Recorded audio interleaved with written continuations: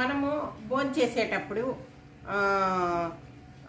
భోజనానికి వెళ్తాం కదా, అప్పుడు మనకి భోజనాలలో ఇస్తరాకు వేస్తారు. ఫస్ట్ ఇస్తరాకు వేస్తారు, ఇస్తరాకులో భోజనం పెడతారు, తింటాం. తినకముందు దాన్ని ఏమంటారు? ఇస్తరాకు అంటారు. తినేస్తాం కదా, తినేసినాక తీసేసి పారేస్తారు కదా, దాన్ని ఏమంటారు?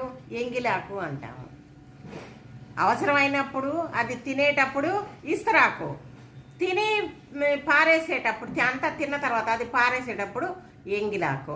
అలాగే మనిషిని కూడా అవసరం ఉన్నప్పుడు ఇస్తరాకు లాగా మనోళ్ళు, మా వాళ్ళు, మా బంధువులు అంటారు. అదే అవసరం తీరిన తర్వాత తెలిసిన వాళ్ళు మాకు బంధువులు గిందువులు అని కూడా చెప్పరు. మాకు తెలిసిన వాళ్ళు, దూరపోళ్ళు ఏదో చెప్తా ఉంటారు.